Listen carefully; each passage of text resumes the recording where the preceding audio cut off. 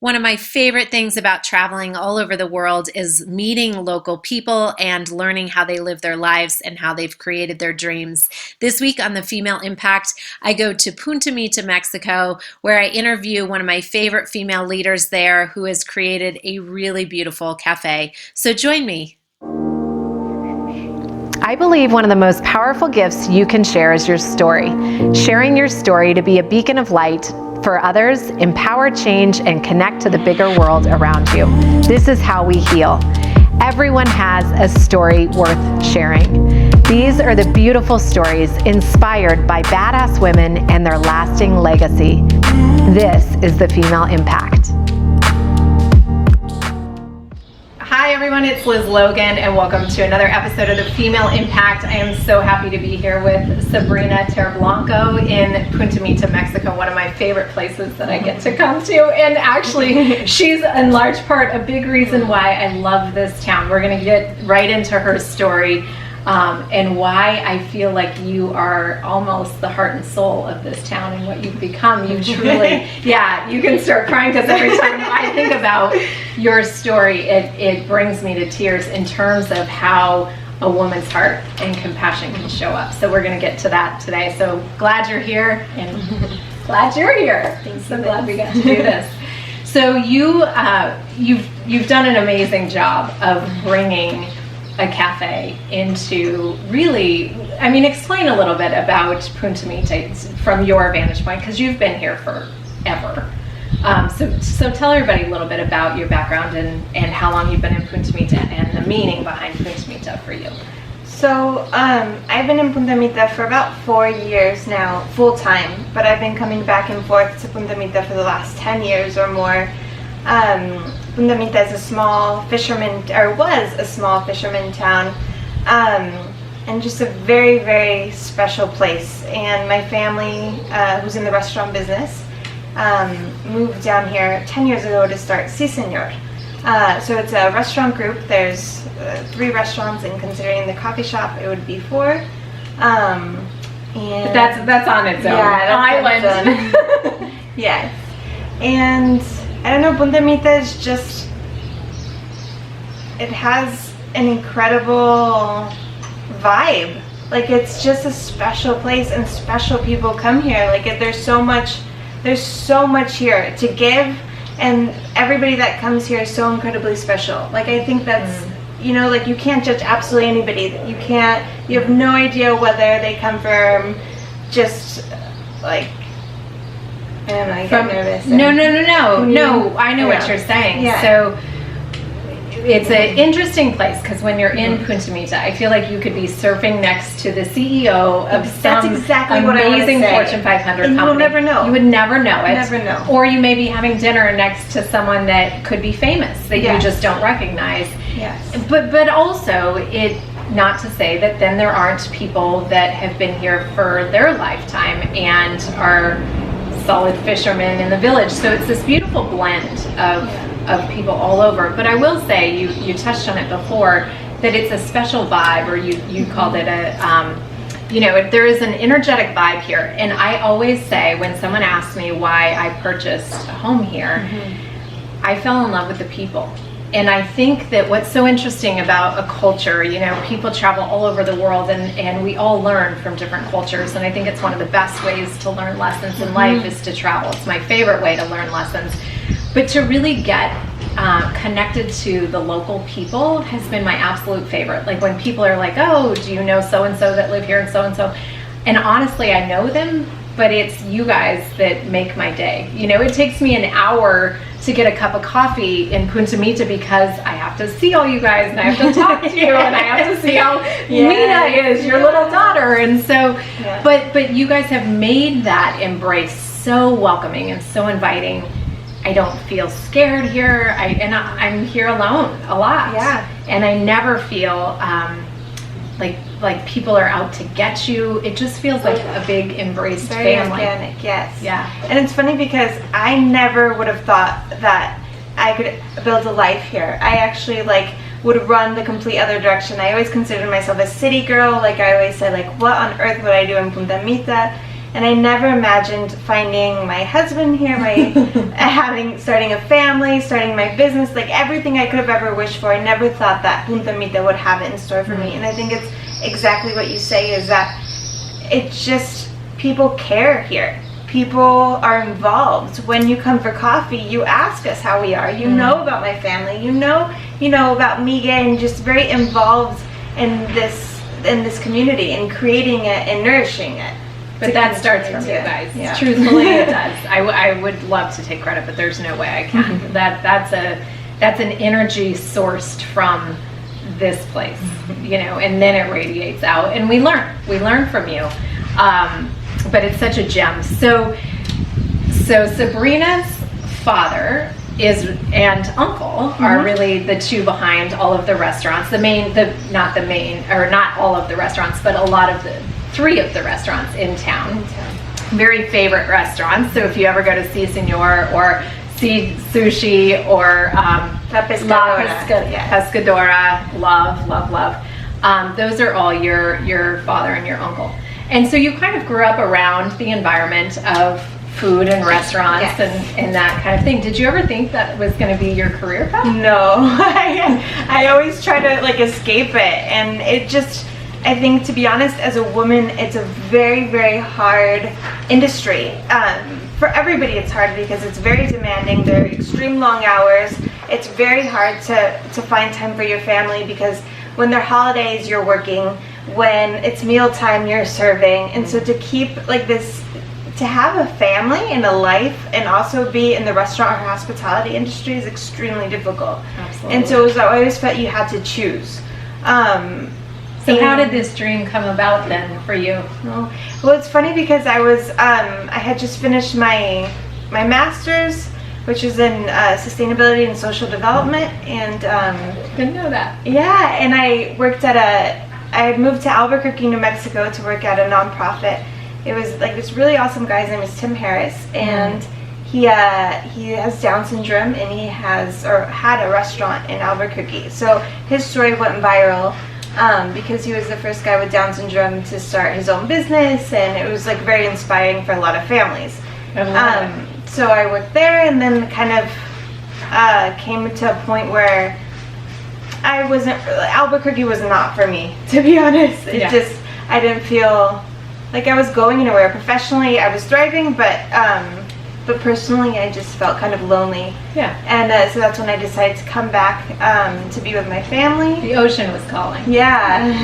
Well, Diego was calling, really. Yes. And so he's like, how would I ever meet anybody in this town? I mean, literally, it's one street. And I know. Yeah. I know. Her husband is Diego, who they're happily married and now have the cutest daughter named Mina, who may stop by. We just don't know. But another time. Yeah. But so you got here, and you start dreaming to open a cafe? Is this? Well, it's funny because so I got here and I was working double shifts with my dad and really involved in the company and in the family business. But I've always longed to do something on my own with their support, and of course, they always encouraged me to do this. And actually I didn't even think that, I would have never thought that it would become what it became.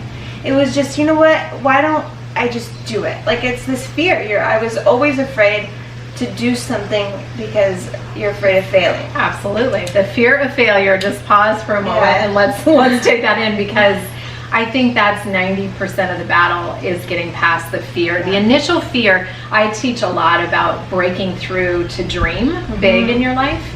That when we stop dreaming, we're holding ourselves hostage through fear because we're so scared to fail. And so your story is no different in that sense, that here you are thinking and it's so easy to say you know what, soon there will be a Starbucks, and what are you going to do then? Or it's you put all these ifs, and how are you going to get started if you don't have the capital to do it? You can think of 1,000,001 reasons why it would be a terrible idea. Yeah. And it's funny because literally we're standing in the coffee shop, which is a hallway of the restaurants. And so it was here, there's a project going here, trying to find, where are we going to do this coffee shop? And you would have not imagined what it was before. it was just a hallway where people It was a passed forgotten by, space. a forgotten space. And a really good friend of mine said that he's involved with Chewy, the pastry chef, I said, love Chewy. you know what, I think that we could do something with this space. And that's how it was going to work, because your rent would be accessible. So the dreaming began. Yeah. So what I love about this story, and I'm gonna cliff note some of what I feel. Oh, little kitty just ran through.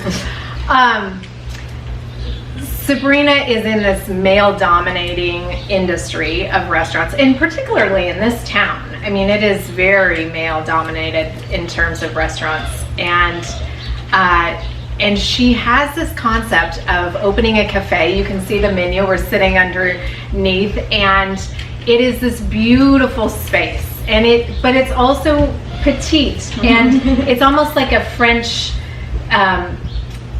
What do they call the French? I can't think of the word. Yes, like a corner bistro, right? And so they made this hallway into this absolute sanctuary for morning ritual, to come and gather, to come enjoy a cup of tea, a cup of coffee. I always get the macalata, or the matcha latte. Macalata, I've never had a macalata in my life. The matcha latte, and then the jugo verde, so they have all these wonderful, delicious things. But you saw a need in a small town. I say this a lot in my town, where people that have ideas for what needs to happen and then they follow through with it are very successful, because there's a need, and you need to fill the need before someone else does, right? And so you had this beautiful idea to open what is now known as El Cafecito, and in a hallway which was this forgotten space, and it has become this gem of town, where people now walk into town, they get their coffee, they come grab sandwiches. I love the salads. People are working here. When I'm working down here, I love sitting in this beautiful space. It is it's like a lost, forgotten thing that was overmissed. Yeah. And what is most important that I love about highlighting this part of your life is that it was a woman that brought it here. And that's why I say, I think that you brought the heart and soul to this particular town from that standpoint, because it's a very feminine energy, and it feels, all of your staff, Chewy and all of them are so gracious, and it just feels like a feminine heart that you walk into. And I think you're right. I think it's a different perspective. With my background or who I am, you start something from a different angle. And I think in town, it's very hard to find something that brings literally the community together, different people from different areas or different walks of life. And so your business is either made for the tourists or it's made for the local, but there's no in between. And it's really hard also to work here, and you see all these, a lot of the staff from the hotels, from the restaurants, from that work so hard, and there's nowhere in town for them to come and get a great cup of coffee or a sandwich that they can afford. Yes, it's a little expensive, but you give them an extreme amount of quality, and you find an in-between. And so I think the heart of El Cafecito is that you bring the people that come to visit and the people that live and work here, and you bring them together. You're servicing everyone. And that's something I think unique, and that there should be more of. Absolutely. Because you have the fisherman that literally comes in for his coffee, the taxi driver that comes for his coffee, but the owners of that have villas in the Four Seasons and Punta Mita, and then you have just the waiters and the people that work in the kitchen. And so it's really hard in Punta Mita to find a space where there's some kind of interaction. Right. Even the surfers. I've been here in the mornings where they're camping down the beach and they roll in and give out the pesos, and they're like, give me a warm cup of coffee. It really has been of service. So before you were getting started, what piece of advice did you feel like you attached most to in the process of developing this? So actually, somebody once said it, a woman that I admire very much, and that's very successful, and she's amazing. But so when I was starting off, kind of still, not even at the coffee shop, just trying to figure out who I am and what I was going to do, because I for me it was I love working, and I know I need to work. I know I need to create and I need to contribute to. You need to to be able flex to have, that side of you. Yes, Yeah. to be able to be happy. But she said, you know what? Let people underestimate you. And it was like this really simple statement that, you know, it's like, oh, okay. But then Will when you say it again? like, it's okay for people to underestimate you. It's okay Power. for people to say, you know, you're not good enough, or she doesn't have it in her. Because what you do in response is, You watch build this. yourself- yeah, exactly. Like, Watch it's this. easier to build yourself on that. But it could be the complete opposite, right? That could crumble you. Right. Because in the male, You have to know, I think you have to know yourself strongly. Like, you have to have a strong center to be able to really hold that and do something good with that and not let it derail you. Yes. Right. Because when you take away, like when you say, okay, it's okay that the people around me that I need most are underestimating my abilities, but you take away this part of trying to prove yourself. And for me personally, I struggled with that for so many years. Like, I always had to prove to my family that I was smart enough. I always had to prove to anybody and everybody. Right. And once you take that away from the equation, you allow yourself and give yourself the space to do it just for you. It's like, okay, well, I can fail, but that'll, at the end of the day, that's my problem, not anybody I get else's. to color outside the lines. Yeah. And yeah, I love that advice. That's amazing. And so now, being in this for a bit, when did you open El Cafecito? What year? This is our 3rd year. That's what I thought. Yes. So it's been a few years. Yes, That's yes, amazing. yes. So what do you think success is? I think success is, number one, I think it's meaning, like having a meaningful, A purpose. a purpose. Yeah. Exactly. Meaning, purpose. And I think that's something we all need in our lives and professionally and with our family and with our community. Well, it sure makes getting up in the morning more fun. Yes. Right? You have to love it. You have to want to come. You have to want to be here. You have to believe in it. And I think the purpose needs to go much more than making money. And I think it's easy to forget that purpose is so much more than that. And I think now more than ever, you realize how there has to be a purpose of why I do what I do, or why, even like spiritually, but also literally, like, why am I selling this coffee? Well, I'm selling this coffee because it's 2 hours away. It's a family-run business. They are the most amazing, hardworking family, and I want to grow with them. Yes. Or, you know, why am I Yes. selling it at the price I'm selling it? Well, I'm selling at this price because it opens my, like, Possibilities exactly, and or- opportunities. to be able to welcome more people, Right. then charge more, like all these. Yeah, it all, and that's where I think the beautiful thing that we're witnessing right now is female leadership, and especially when it comes to entrepreneurials and careers. And I love what you just said, because I think women are really understanding that everything can matter and have purpose, and it makes it 10 times more impactful. Yes. You know, that's why this is actually called the Female Impact, because I believe that women are here to heal the world, you know, and I believe that we're doing that because of what you just said, that you're not just going and serving coffee, you're finding the family that you want to help support grow their coffee business, and you want to serve that coffee. And then the story continues about what you're doing in this community, and you know, and so it's an amazing impact that you end up having. Yeah. It's huge, and it starts with passion Exactly. and purpose. And purpose. And I think it goes in hand with independence, because sadly, I think, like, women, we need our independence to have the opportunity to even do this. Because, like, I've heard so many, even men in my life say, like, you know, that if the world were run by women, it would be such a bigger place. Well, why don't you start in your lives or in your companies? Right. Like, what are the percentage of women in management? And Right. like, it's such a beautiful thought, but to apply it, why is it so difficult? Because of what you started with, which is that fear, the fear of failure, you know, and it's much more comfortable to sit where we sit than to take the next step forward in our growth process. And it's a moment in time. We'll get there if we're meant to get there. But I do believe, like, and also I think sometimes it clashes with, am I really feeling passionate about what this purpose is? And if not, we have to, I always talk about steering to your true north. And sometimes you have to reroute that course and reroute for sure. So I want to ask, did you have any female role models? You mentioned someone before about what the advice she told you, but did you have anybody that really influenced your life, that made you a strong person you are today? Well, yes. My parents. So my parents have been separated since I was 3 years old. So it's not like me too.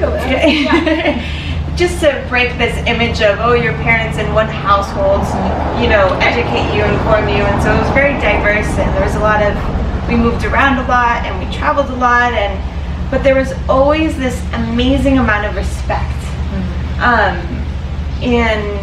And my mom always taught me to be passionate. She always taught me, like, don't be quiet. Come on, you have to go. Like, speak louder. And I was like, Mom, you're embarrassing me. And now, like, now you love it. Yes. And now it's like, oh my God, if you hide yourself. And so she taught me to go out there. And my dad actually said, always strive for independence. Like, you have to be in control of your own decisions. You have to make sure you do something that you'll be able to steer or to make the decisions you need to make. And if something happens, you can always protect yourself. And I love this. So it was strong parents. Yeah. In their own very, very unique and different ways. Like complete opposites. Of course. Yeah. What do you feel like the world needs more of? I think the world needs more purpose, and I think we need to feel like we belong to one collective, like to one bigger self, or to one. I think we need more purpose, and I think we need to think more about why we do what we do. To your point, to the collective whole. Yes. Yeah. And I think right now, what's going on in the world is a message saying, we have to start realizing that, yes, we live in our own little bubbles, but if the world breaks, we all break. And that we're a part of something so much bigger and so much larger, and there are no borders of what we're living right now. No. And I think this is breaking down old patterns. It has to. And a new normal will emerge from this. And hopefully a collective wisdom will come from this, that we can all get our heads around and work towards that. Yes. Yeah, that's beautiful. I love that you said that. So I use the two words badass and beautiful a lot in things that I do. In coaching and in the way I live my life, and I'll go out and be like, wow, that's badass and beautiful, because it's duality at its finest. But does that badass and beautiful mean anything to you? Do you know what that means? Yeah, I imagine that it means like this, don't be afraid, go out and be who you are, be badass, give it your all, and just do it beautifully. Exactly that's what you did with El Cafecito. Yeah. It's so fun to ask you that question, because you rose above the challenge, the fear that you had of failure, and you were like, what, no, screw it, I'm going to do it, I'm going to do it my way. You created this amazing cafe that I seriously bring the loaf of banana bread home, and I know isn't it Chewy's recipe? I love that stuff, oh my gosh. But I bring it home to the plane every time I leave here. And but you've done that. You've done this amazing thing where you broke the mold in an all-male industry, especially in your town. Yeah. Not all male. I don't mean it exclusive like that, but very heavily dominated male. Heavily. You broke that mold, and then what came out is so beautiful. And I feel like in order for you to get to that beautiful, you had to go through the badass. And I never thought, I would have never thought that serving coffee would be my mission in life. And I don't mean just literally this coffee, but this space, this is my happy place, and it brings me so much joy. And how would you answer this sentence, I want to be? I would say, I want to be the best version of myself. And I think that it's something I'm struggling with, and I think we all do to some degree or another, is that even though you know you can deal with certain things more graciously, or you can, be stronger at this, or be more patient, we just try to prove ourselves, or we just try, or just to be very impulsive, and so you don't really think or meditate on why we do things, or it's just really confusing. And right now I think I'm at a point where I look around and I have good days and bad days, and some days I think, like, is this going anywhere? Like, our life just crumbled. It just disappeared. Everything we were working towards and everything we had disappeared, and it's not like, oh, next week we're going to be open. Right. So just to not let myself, and to not allow all of this to disappear, and to say, you know what, you're starting over again, and you're going to adapt, and you're going to do it, and you're going to be great, and you will continue to support all the people you love, and you'll continue to pay your staff. I mean, honestly, all these millions of questions. I know. It just... This is a moment in time. First of all, the world needs your light. Like, definitely, you're not allowed to take a time out. Because I think right now, a lot of people are feeling the same way. Certainly days that I feel the same way, where it's all up in smoke right now, and we don't know how it's going to settle. But here's what I challenge, and I challenge all of you this as well. We have a choice in this, and we can choose to shrink, and we can choose to get small and hide. But the world needs us to rise up. And what I mean by that is that now is the time to go inside. Now is the time to get your mind and your heart and your health and your soul, everything in working order, or at least a really damn good check-in. That sometimes we fail that because life's so busy. We have no excuse right now. We have time. And people still are trying to avoid it. It's like, I'm going to go hide out in the closet because I don't want to see my family right now. Exactly it. You're like, okay, well, and then it's like, oh my God, it's Friday again. How is this possible? What have I accomplished? Right. What have I contributed? What have I done? But it's a brilliant time to just go back to the dream board. Yeah. And go, what do I want for my life? What do I want it to look like? And I don't mean you're going to buy a yacht and you're going to get a new wardrobe. We don't know if we have those luxuries ever again. Who knows? But what I'm talking about is, how are you going to choose to walk through the world? And how is that going to show up today? And you started, before we started rolling the cameras, you told me you were delivering meals to the community. And that's your way. That, like, we don't realize what a smile can do right now because we can't touch. I'm in desperate need for a hug. So desperate. I can't wait. I can't wait for a really good embrace, to a stranger. Like, I can still have my family, but when we're out, just making that eye contact, like, your eyes light up the world. Every time I come around the corner, I'm just like, oh, there it is. So we have to stay the course. And it's a time, as you said, I want to be the best version of yourself. This is a moment in time for you to be able to sharpen the edges and get better at that, or more colorful, or whatever you want it to look like. And also spending so much time with yourself, right? Because we're in such a busy world in our routines, and we're used to, and so to unwind at the level we're all being asked to unwind right now, it's just like, whoa. It's hard. It's a new it's a new developed skill and a new practice, and so it's one of those things that the invitation is there for all of us if we choose to accept it. And I think that's really one of the things that I think we're here in this moment of time to do, is to break wide open. And I'm not talking break wide open in a neat, beautiful package. Sometimes, break wide open is an egg that you don't crack right and shit falls out, and you get to decide how you reorganize the package. But anyways, it's such a delight. If you're ever in Punta Mita, please visit El Cafecito and this beautiful soul. More to come. I am not going to say that the world is ending, because she's got another surprise in the works for us coming down the road in a couple months. Short term. Thanks for joining us, and see you next time on the female impact. For more information on El Cafecito, you can just check out right below this video. Thanks for watching. Thanks, guys.